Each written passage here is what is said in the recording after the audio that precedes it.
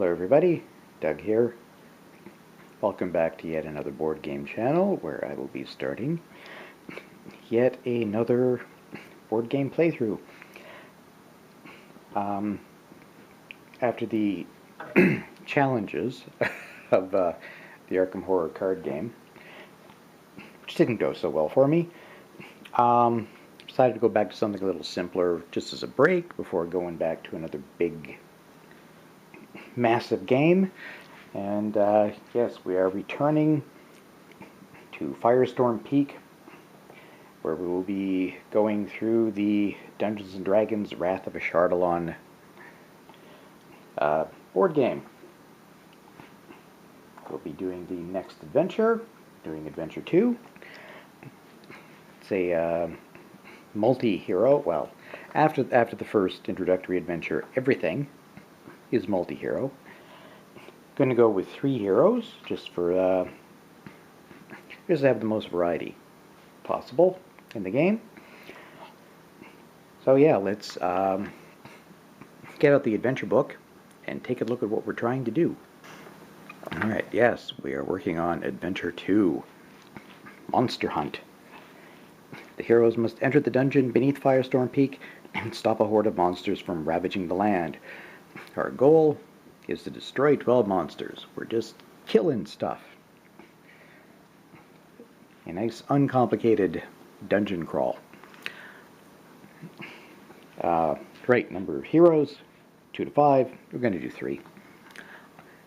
Adventure setup. Special components, the start dungeon tile. Yep. We will place the start tile on the table, place each hero on a square adjacent to the stairway, and shuffle the dungeon stack, which is off to the side. Special adventures. When you defeat a monster, place the defeated monster's figure to the side. When the heroes have collected 12 monster figures, they win the adventure. If a hero draws a monster card and there are no figures of that type available because all the figures are in the hero's collection, discard the monster card. Right, it's going to point out that the Legion Devil, because it's a little bit different, yes, it's a special monster that calls forth multiple figures when it is drawn. In this adventure, each one will count towards our 12. If we draw a second or third Legion Devil card, Legion Devil monster card later on in the adventure, we'll just discard it. Do not put the card on the bottom of the monster deck because there are no more to spawn. And do not draw a new monster card to replace it. Victory is quite simply when we collect 12 monsters and defeat, yes, when one of us is down and we can't resurrect using a healing surge. So let's have a quick look at our trio of heroes to see who's going to be going on this adventure. Alright, first up is Quinn, the human cleric. Born and raised in the village of Longbridge, you seek to stop the tide of evil that relentlessly attacks your home.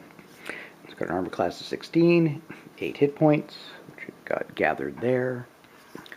Speed of 5, and his surge value when he comes back, if he uses the healing surge, will be 4. Innate ability, Saving Grace. When you or any hero on your tile regains 1 hit point or more, that hero can also end 1 condition currently in effect. There's a list of the power cards he's allowed to have. For the heroes, for all 3, because it's only my second time playing it properly. And 2 of the characters, it's my first time playing them at all. I just went with the recommended default in the adventure book. So let's have a look to see what Quinn has. At will power, so he can use it as much as he wants. Righteous Advance. Your attack grants your ally time to advance. Attack one adjacent monster. It will attack with a +6 to do 1 damage. Whether we hit or miss, 1 monster on your tile moves 2 squares. His second, at will, Sacred Flame. Sacred light shines from above, searing a single enemy with holy radiance. Attack one monster within one tile of you. That will again be at a +6 for 1 damage. If you hit, choose yourself or one hero on your tile. That hero regains 1 hit point. He's going to be useful. Utility power, which you can only use once per adventure. Astral Refuge. You send an ally to a safe refuge in the Astral Sea, for a short time. Use this power at the start of any villain phase. Choose one hero within 2 tiles of you. Remove that hero from the tile. At the start of that player's next hero phase, that player places the hero on any tile. And we flip it over after using it because we only get it once. So that'll be good to help somebody who might be suffering. Another utility power, the Healing Hymn. You sing a soothing song that seals the wounds of you and your allies. Use this power during your hero phase. You and one other hero on your tile regain 2 hit points. Yay for healing. And his daily power, Wrathful Thunder. When you strike, a shattering thunderclap fills the room. Attack one adjacent monster. That'll be with a +6. 3 damage on a hit. Still do 1 damage if you miss. I guess because there's lightning all over the place. Well, thunder. Anyway, after the attack, choose one monster on your tile. Pass that monster's card to the player on your right. That player now controls the monster. So that is what Quinn can do. Let's check our second hero. Up next, we have Tarak, the half-elf rogue. The traps and dangers of Firestorm Peak's dungeon provide you with a challenge you can't resist. 14 armor class, 8 health, 6 speed, surge value 4. An innate ability as Brutal Recovery. When you or any hero on your tile rolls a natural 20, you may recharge, or flip over, Furious Assault. And we'll see that in a moment because it's one of his, well, it's a power he always has. But yeah, let's see. We'll go with what the book recommended. Starting with his at-will powers, which you can use over and over. Distracting Jab. You escape the clutches of your foe as it reacts to your attack. Attack one adjacent monster. Get a +7 for 1 damage. If you hit, move the monster 1 square. After the attack, move your speed so he can get a second move by using this. Positioning Shot. To avoid your vicious attacks, your enemy leaps exactly where you want it to be. Attack one monster within 2 tiles of you. That's some pretty good range. Again, +7 for 1 damage. Hit or miss, place that monster on any square in your tile or an adjacent tile. So yeah, we can move monsters around like crazy with this team. As utility powers, Tumbling Escape. You nimbly roll out of harm's way. Use this power when a monster hits you with an attack. The attack misses. Place your hero on any tile within 1 tile of where you started. Furious Assault. This is the one that he could potentially get back if we roll a natural 20. Your wrath burns inside you, giving strength to your attack. Use this power when you hit a monster with an attack. The monster takes +1 damage. And then, his daily power is a Tornado Strike. Your weapon becomes a blur as you make swift, sweeping attacks. Attack 4 times, as you can see, all at a +7 for 1 damage. Each attack can be against any monster on your tile. so we could theoretically attack the same monster multiple times. After the attack, place your hero on any square on your tile. He can do quite a bit. And now our third and final hero. Here we are. Yes, she's back. I decided I just like Vistra. I like the idea of a female dwarf fighter just going in with a thick Scottish accent and hitting things in the head. You come to Firestorm Peak to destroy Ashardalon and restore your ancestral home. And if anybody can do it, it's her. She's got an armor class of 17, 8 HP, all three have 8 hit points. Speed of 5, surge value of 4. Right, she's got her cast iron stomach. Get a +5 bonus to rolls to end the poison condition. And her abilities: Sure Strike. You trade power for precision. Precision. Attack one adjacent monster for a +11 to do 1 damage. Charge. You rush into combat. Move up to your speed, then attack one adjacent monster at a +8 for 1 damage.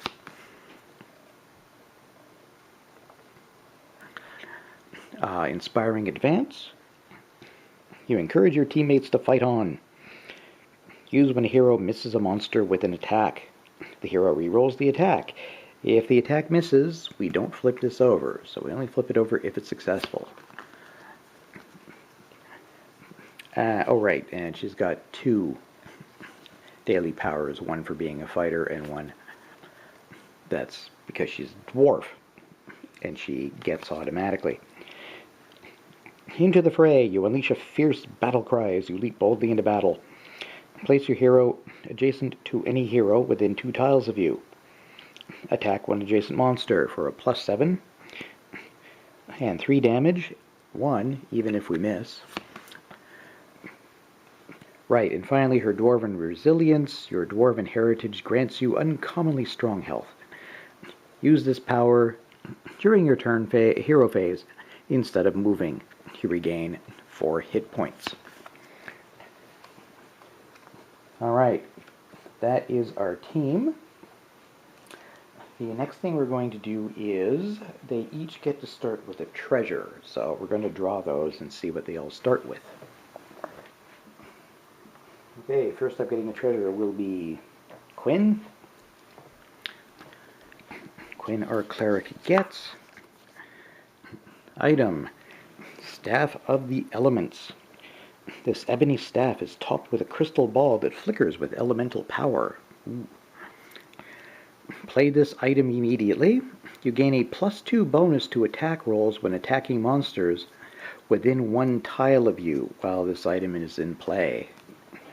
That's pretty nice. So we'll put that next to his character card. Tarak, our rogue, gets a lucky charm. A little luck goes a long way. Use this item after any die roll to re-roll that die. We discard after using it. It's a one-shot item. And Vistra gets a Potion of Recovery. This elixir clears the mind and purifies the body. Use it any time. End 1 condition on your hero or an adjacent hero. I'm glad it does it on adjacent because she's good at getting rid of poisoned on her own anyway. And again, 1-use item. Okay, we have our characters set up. So let's read the introduction to the adventure and maybe go through 1 round with each of our heroes. Now, before I read this, I'll just say I'm not going to explain how the game works. You can watch my previous videos where I will probably natter on about it, if I recall correctly. And, yeah, you'll see how it works. Anyway, if you don't go back, to read those, to watch those. You can't read videos. Right, when you start the adventure, read. For years, bands of roving monsters have assaulted the village of Longbridge. Oh, that's where Quinn's from. The last bastion of civilization before the foothills of Firestorm Peak. You and your companions have vowed to stop these attacks, no matter the cost. Alright. So I'll just get out my sequence of play card to remind myself, because it's been a while since I played this. I'm going to start with Quinn. We're not resurrecting him. Yay. So he will do some, moving and exploration. Let me make sure I just got... Okay. Yes, I was pretty sure I knew who all the characters were. Alright. Well, we'll go ahead and move him here. He's got a speed of 5. Doesn't much matter on this first one because we're in this tiny little area. Exploration's going to happen no matter what. And okay, now we go to the exploration phase, and he's on an edge. So we draw a tile. Arrow is pointing like so. We're in shot. And we draw a monster. Oh look, the Legion Devil. In that case, when placing a new Legion Devil, place 2 additional Legion Devils next to the first. You do not gain experience for this card until all Legion Devils are destroyed. However, each one will still count towards our goal of 12. Let's just put them over there. And it was a black triangle. Therefore, we're going to draw an encounter card before the enemies get to move. Event Occupied Lair. Many creatures call the caves below the mountain home. Draw a tile from the bottom of the tile stack. Place that tile next to the closest unexplored edge. Draw a monster card and place its figure on that tile. Place 1 treasure token on that tile. Okay, let me look up how treasure tokens work. Okay, doing a little research, the treasure tiles do not really fully come into play except during a couple of adventures that simulate, well, they're basically a campaign. Because sometimes treasure tiles will have gold on the other side, and you collect the gold to spend between adventures, sub-adventures of that adventure, to get more stuff. That's not what's happening here, so we're just going to put a treasure token under it, like the Occupied Lair says. However, we're just going to treat it like an extra straight treasure card. So, it says we take a tile from the bottom and put it near the nearest unexplored edge. 1, 2, 3, which could be either one of these. I'm going to have them doing all kinds of exploring, so we'll choose to put it here because it's still 1, 2, 3, 1, 2, 3 away. Going to put another monster on there, the Gibbering Mouther. We'll get a look at that when it actually attacks, as it inevitably will any moment now. Bah.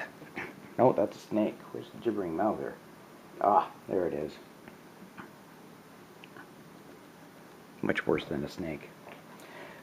There. And I guess we'll put a treasure token there, and if we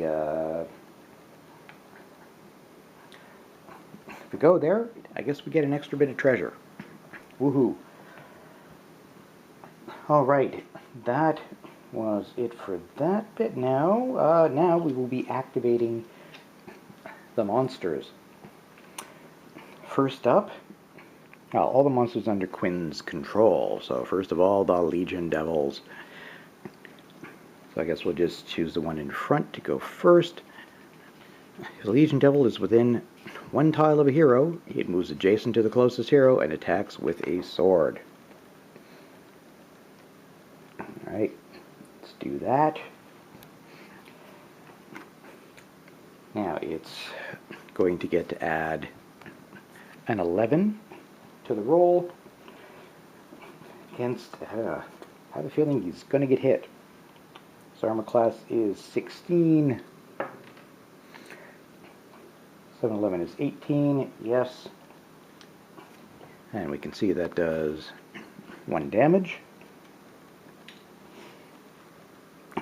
And yes, they're all going to do exactly the same tactic. Just move them all. Second one, rolled a 4 plus 11, oh, 15. That one actually missed. And the third one rolled a 12. Yes, with 11, that's plenty. So, it's too bad Quinn's already hurt. Now, we also need to activate the Gibbering Mouther. If it's within 1 tile of a hero, which it is, it attacks all heroes within 1 tile. I think it's a +8. If it hits, it'll do 1, and Quinn will be dazed. Alright, low roll. That's not a low roll, that's an 18. So, boy, we're off to a great start, aren't we? Quinn's down to 5 HP already, and he is dazed. You can only move or attack, not both. We discard this at the end of his hero phase. We'll add that to his character card. Blech. Okay, well, let's see what we can do with, well, next up will be Tarak, who I think is going to, let's see,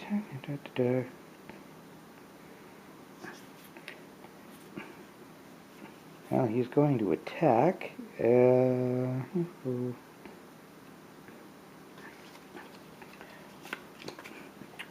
alright, for his first action, he's going to attack, and he's going to use his positioning shot.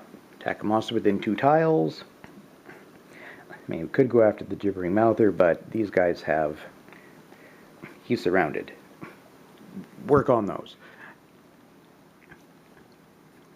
Hit or miss. Place that monster on any square on your tile or an adjacent tile, so we can sort of spread them out a little bit, so they're not all, assuming that he doesn't hit him. Alright, so he's going to get a +7 to his roll. Rolled an 11, +7 is 18. Legion Devils have an armor class of 16. I didn't say which one I was going to do, did I? I should have said. Alright, 1. Then, well, he can move. He's not going to. He's fine where he is. Well, maybe we'll go ahead and move him 1 in case he's got to leap in to the fray again. So that is it for the hero phase. Now the exploration phase. He is on an unexplored edge, so we will grab a new tile with, oh, we've got a little bit of a cul-de-sac here.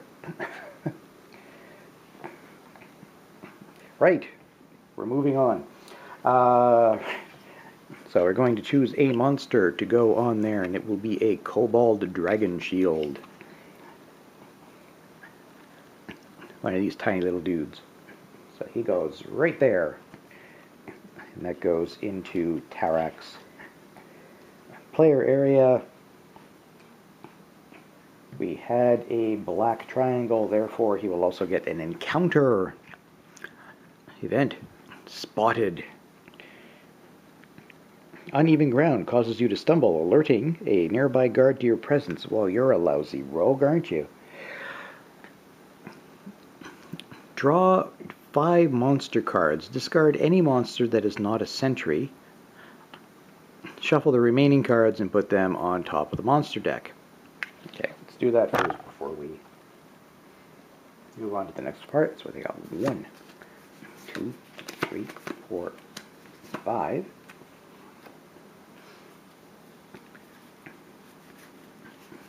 So we are looking for sentries. We're discarding anything that isn't a sentry. And I believe that is everything. There are no sentries. So they get discarded. The 0 cards we're left with get shuffled and put to the top of the deck. Place the bottom tile from the dungeon tile stack next to the unexplored edge closest to the active hero. Draw a monster card and place its figure. Okay. From the bottom, not that it matters too much. Whether we take from the top or the bottom, we're not working towards any special tiles or anything. And that will be the closest unexplored edge. So, I believe this does not activate though, because this is being caused by an encounter itself. So, we have a Duragar guard. Oh look, who's a sentry. Alright. Grab one of those. Oh, that's a cultist. There we are, Duragar guard.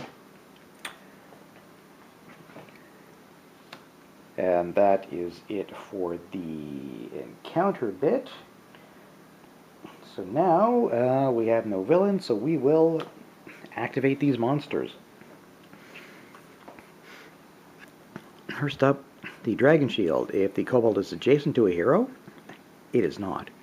If the kobold is on a tile with no heroes and an unexplored edge, it is not. Otherwise, it moves 1 tile towards the closest hero. So, well, I think we get to choose where we are going to put it, because there's no burn mark, which is where it would normally go. Next up, Tarak will be activating his Duragar guard. If it's adjacent to hero, it is not. If it is on a tile with no heroes and an unexplored edge, that is so. Draw a dungeon tile from the bottom of the stack and place it next to the Duragar's tile. Draw a monster card and place a figure on that tile. So it's going to just sit there and call for backup. From the bottom. Again, doesn't much matter. Just give me a moment to reposition. Okay, I guess we get to choose which edge it's going to go on before we flip it over. See, well, let's put it here. So there's our new little bit of exploration done without us even trying to do it. And spawning on it is, oh lord, another guard.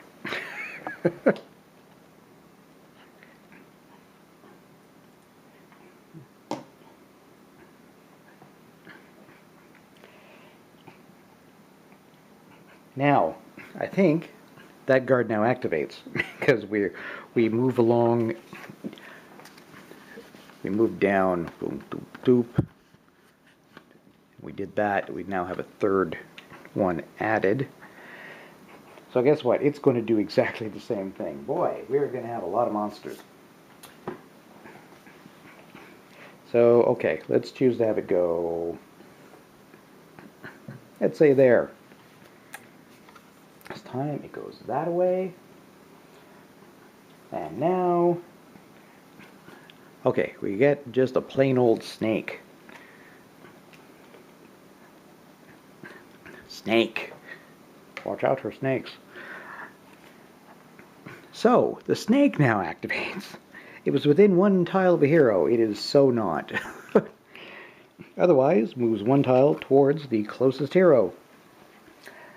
That's on the burn mark, so we get to choose where to put it, and there is good enough. Okay. That was Tarak's turn. Yeah. He didn't actually get to fight. Well, nothing attacked him, so yay. Alright, so that leaves us with Vistra. Alright, Vistra is going to attack the Kobold Dragon Shield. That's why I put him there, so that she would be able to thwack him. So we're going to go ahead and use Sure Strike. Attack one adjacent monster. Right there. So that's going to be a plus 11. And it's got a 16 we're trying to beat. 12 plus 11 definitely beats 16. So she does 1 damage to it. It only has 1 hit point. And we're up to 2 of our monsters. And we get to keep this for the experience, which we can spend to potentially level up or get rid of a horrible encounter card. Now, she's done that, so now she will move. She has a speed of 5, so 1, 2, 3, 4. Can move diagonally. 1, 2, 3, 4, 5. Well, no, let's go ahead. Let's have a look down here.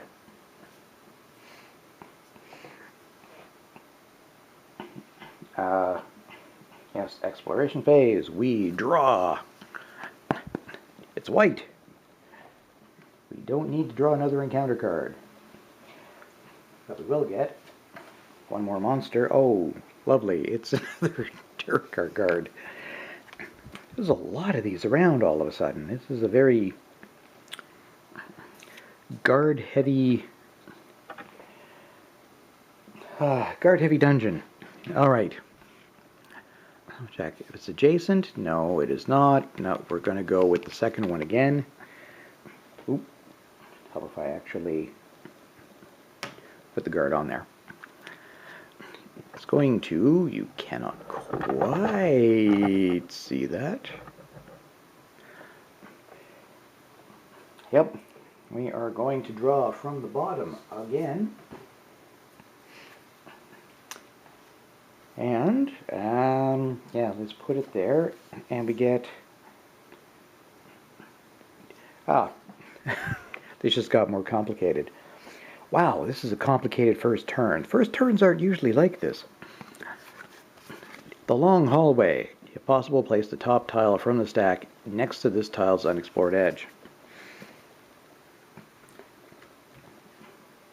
Do that.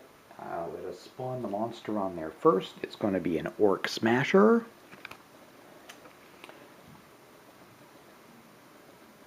There we are. Orc Smasher. And now, yes, we have to add one more to it because it's a long hallway.